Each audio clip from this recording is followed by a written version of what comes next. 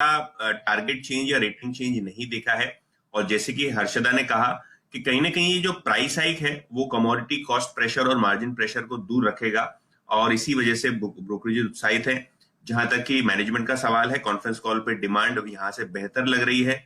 लगभग 1.5 लाख यूनिट्स के ऊपर की ऑर्डर बुक का वो जमा चुके हैं, और इसीलिए अगर आप देखें तो मॉर्गन स्टैनली ने ओवरवेट रेटिंग बरकरार रखी है, लक्ष्य रखा है 8,300 के आसपास।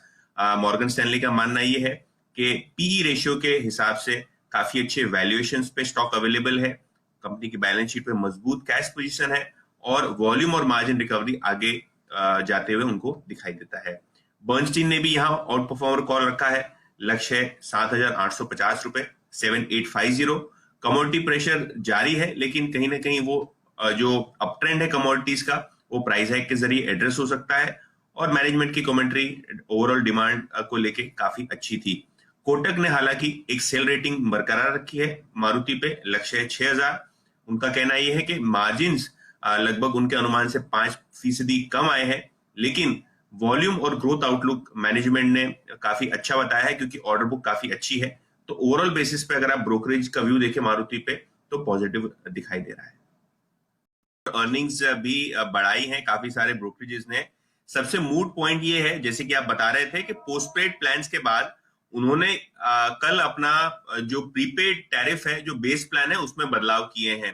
क्योंकि हम लोग 4G की तरफ और 5G की तरफ जा रहे हैं, तो ये जो 2G वाला प्लान था और काफी सारे जो बदलाव करने थे वो भारतीय एयरटेल ने कर दिए हैं। अगर आप यूबीएस की माने तो इनका लक्ष्य स्टॉक पे है 655 रुपए, 655, और 4% का जो आय है उसमें बढ़ोतरी देखने को मिल सकती है, क्योंकि ये जो चेंजेस किए हैं, बदलाव किए हैं प्रीपेड के रिचार्ज में, उसके कारण भारतीय एयरटेल को इसका फायदा होगा। और यूबीएस का मानना यह है कि भारतीय के बाद वोडाफोन आइडिया भी अपने प्लान्स में बदलाव कर सकता है, जैसे कि उन्होंने पोस्टपेड प्लान्स में किए थे, अब प्रीपेड की बारी है। गोल्डमैन सैक्स ने भी लगभग 665 के टारगेट के साथ भारतीय पे बाय रेटिंग बरकरार रखी है। जो गोल्डमैन सैक्स की कमेंट्री है वो काफी स्ट्रांग है स्टॉक पे। उनका कहना यह है कि जो सिग्निफिकेंट कैटलिस्ट है भारतीय के लिए 2019 से सबसे बड़ा है, क्योंकि प्रीपेड में सबसे पहले भारतीय एयरटेल ने ट्वीक किया है, और दूसरे जो सेक्टर के लीडर्स है वो भी ये फॉलो कर सकते हैं।